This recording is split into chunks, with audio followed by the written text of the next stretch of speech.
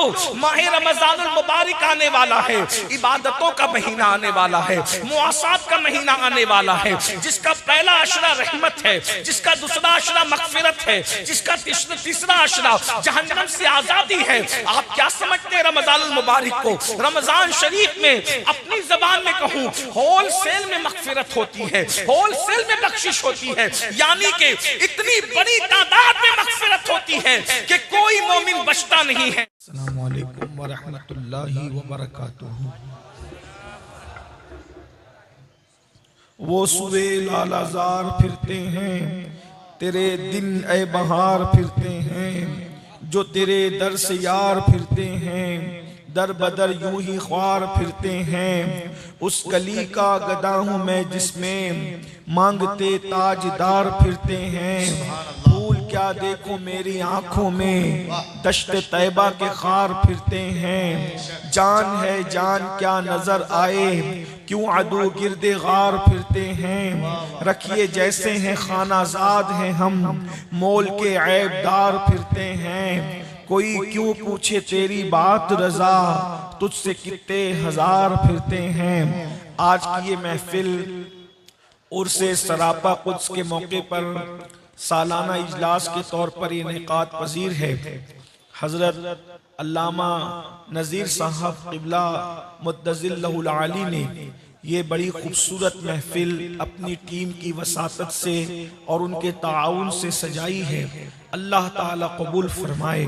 اور آپ نے مجھ سے پیشتر ہمارے بھائی، بڑے بھائی حضرت علامہ روح الامین صاحب قبلہ سے محققانہ گفتگو کو سماعت کیا۔ اللہ کرے اسی طرح کی بامقصد گفتگو ہمارے جلسوں میں ہوتی رہے تو انشاءاللہ تبارک و تعالی ہماری قوم کا نقشہ بہت تیزی کے ساتھ بدلے گا۔ انہوں نے بہت آسانی کے ساتھ آپ کو ہنستے ہنساتے سائنس اور سنت کو بہت خوبصورت لب و لہجے میں پیش کیا۔ اللہ تبارک و تعالی مزید انہیں زور بیان عطا فرمائے اور ہماری جماعت میں اللہ تبارک و تعالی ان کے امثال پیدا فرمائے۔ اور آپ نے حضرت مولانا ذیشان برکاتی صاحب سے بھی سنا کہ انہوں نے نظامت تو اچھی کی، لیکن جس شخص کی انہوں نے تعریف کی ہے وہ شخص اس قابل نہیں ہے۔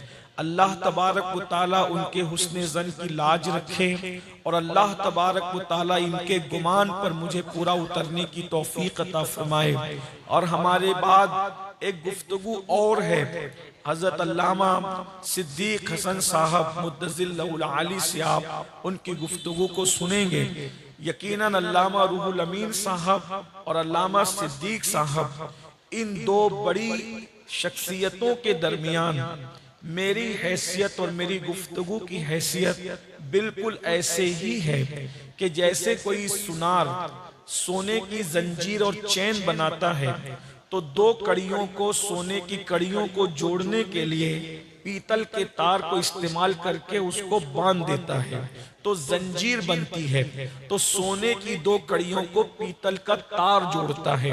تو ان دونوں کی گفتگو کے درمیان میری گفتگو کی حیثیت ایک پیتل کے معمولی سی تار کی حیثیت سے ہے۔ انہوں نے گفتگو کر لی، اب اگر میں نہ بیٹھتا تو آپ چلے جاتے، تو ان کو آنے کے لیے روکنے آپ کو میں یہاں بیٹھا ہوں اور وہ آئیں گے اور گفتگو کریں گے۔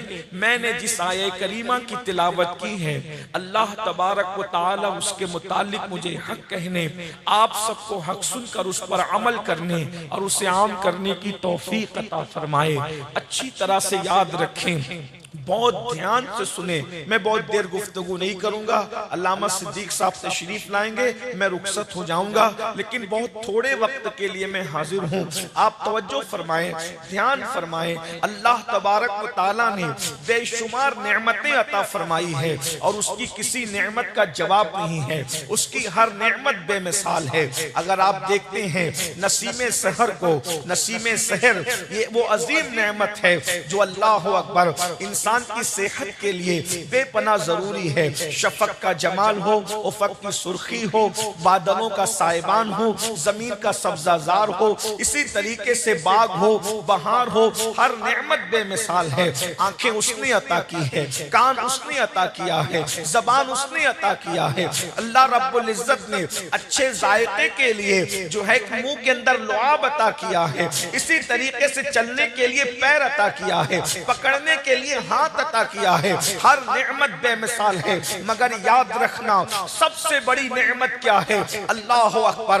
مصطفیٰ جان رحمت صلی اللہ علیہ وآلہ وسلم کے صدقے میں جو سب سے بڑی نعمت ملے گی اسے مغفرت کہتے ہیں۔ اور یاد رکھنا مغفرت وہ نعمت ہے جو ہر کسی کے نصیب میں نہیں ہے۔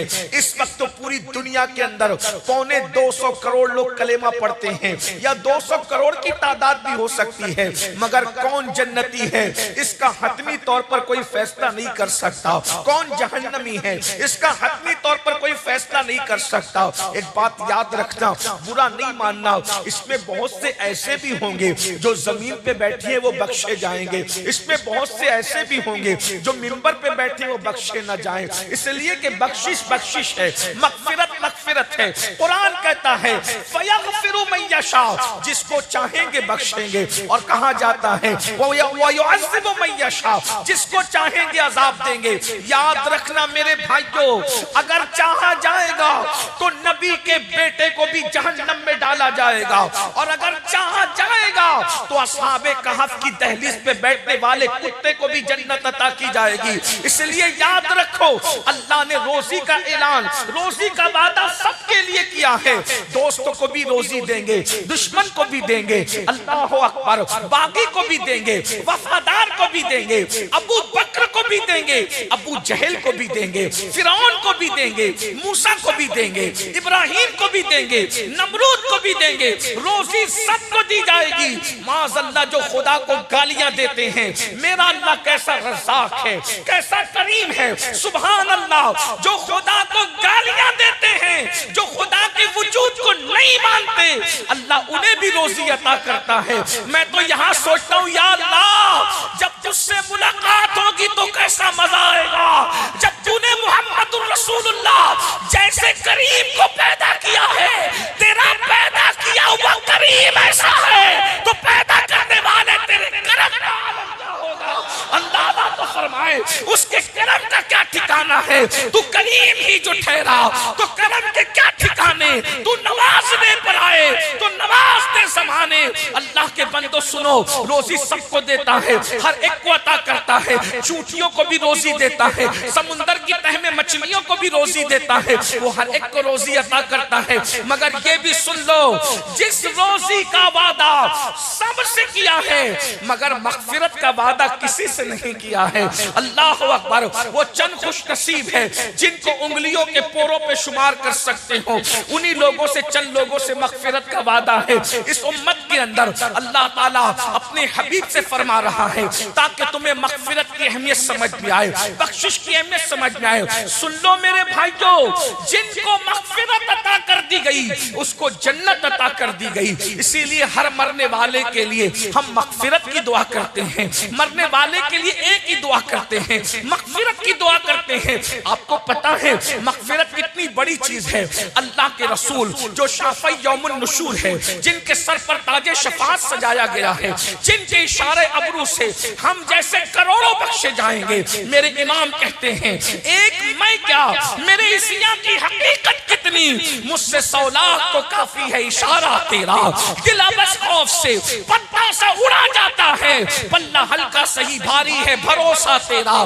اللہ کے بندو سن لو، اللہ اپنے محبوب سے جس کے اشارے ابرو پر لوگوں کو بخشا جائے گا، ہر ایک مصطفیٰ جان رحمت کی طرف دیکھ رہا ہوگا، حتیٰ کہ خلیل اللہ کو بھی، کلیم اللہ کو بھی، کلمت اللہ کو بھی مصطفیٰ جان رحمت کی حاجت ہوگی۔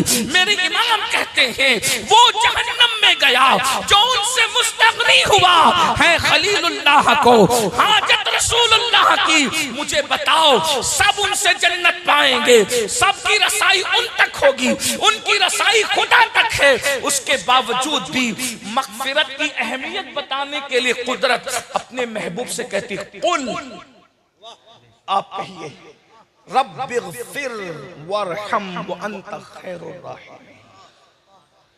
महबूब से कहलवाया जा रहा है हबीब तुम ये दुआ करो, रब्बिग़फ़िर, अल्लाह मुझे बख्श, मेरी मग़फ़िरत कर। हालांकि हुजूर के साथ अल्लाह ने बख्शिश का वादा किया, उनके सदक़े में उनके अगले पिछले बख्शे जाएंगे। अरे वो मैं कहता हूं वो इशारा कर दे, उनके इशारे अबरू पर हम जैसे करोड़ों बेहिसाब जन्नत में चले जाएं। मगर मुसलमानों मग़फ़िरत की अहमियत को समझो। महबूब से कहलवाया जा रहा है रब्बिग़फ़िर वरहम व अंत खैरुर राहिमीन, ए अल्लाह मेरी मग़फ़िरत फरमा, मुझ पे रहम फरमा, और तू बेशक सबसे बढ़कर रहम करने वालों में रहम करने वाला है। ये मग़फ़िरत है, मग़फ़िरत के लिए कोशिश करो। इस दुनिया में आए हो बख्शिश का परवाना हासिल करने के लिए, और दुनिया से जाने से पहले पहले मग़फ़िरत का परवाना हासिल कर लो। मग़फ़िरत इतनी आसान नहीं जितना जलसों के नाज़िमों ने आसान कर दिया, और मग़फ़िरत इतनी मुश्किल नहीं जितना तबलीगी जमात के लोगों ने मुश्किल कर दिया। दोनों के दरमियान है, वो तो निहायत सस्ता सौदा बेच रहे हैं जन्नत का, हम मुफलिस क्या मोल चुकाएं, अपना हाथ ही खाली है। मग़फ़िरत का आसान जरिया क्या है, उसी पे गुफ्तगू करता हूं। एक मर्तबा अल्लाह के रसूल सल्लल्लाहु अलैहि वसल्लम खुतबा देने के लिए मिंबर पर तशरीफ ले जा रहे हैं। गौर से सुनना, इसी एक रिवायत पे मेरी बात पूरी होगी। अल्लाह के रसूल सल्लल्लाहु अलैहि वसल्लम खुतबा देने के लिए मिंबर पे तशरीफ ले जा रहे हैं। पहले जीने पे कदम रखा, फरमाया आमीन। दूसरे जीने पे कदम रखा, फरमाया आमीन। तीसरे जीने पे कदम रखा, फरमाया आमीन। और उसके बाद हुजूर अलैहिस्सलाम को जब आमीन कहते हुए सहाबा ने सुना, हैरान हो गए, मगर वो जानते थे कि जो हुजूर देखते हैं वो हम नहीं देख सकते। जब अल्लाह के रसूल सल्लल्लाहु अलैहि वसल्लम ने खुतबा मुकम्मल फरमाया तो अर्ज़ की या रसूल अल्लाह सल्लल्लाहु अलैहि वसल्लम, आप पर हमारे माँ बाप कुर्बान, हुजूर ये बताएं कि आपने 3 मरतबा अलग अलग ज़ीने पर आमीन क्यों फरमाया? तो अल्लाह के रसूल सल्लल्लाहु अलैहि वसल्लम फरमाते हैं कि अभी मेरे पास मिंबर पर चढ़ते हुए सैयदुल मलाइका जिब्रील अमीन अलैहिस्सलातु व तस्लीम हाजिर हुए थे, और उन्होंने 3 दुआएं की। तो मैंने तीनों दुआओं को जो है वो की दुआ पर आमीन कहा। मैंने जब पहले जीने पे कदम रखा तो दुआ की, दूसरे जीने पे कदम रखा तो दुआ की, तीसरे जीने पे कदम रखा तो दुआ की।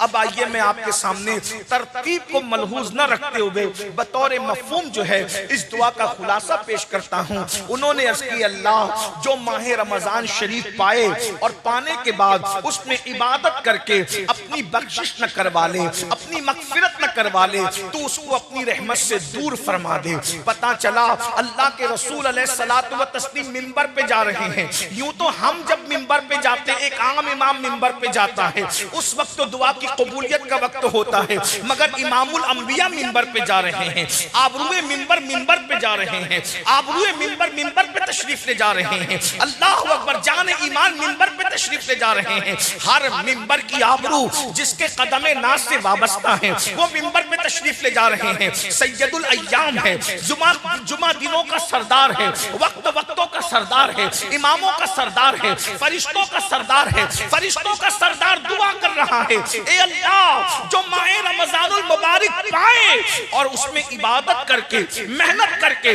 अपनी बख्शिश न करवा ले तो उसको अपनी रहमत से दूर फरमा दे। उस वक्त मेरे आका ने आमीन फरमाया।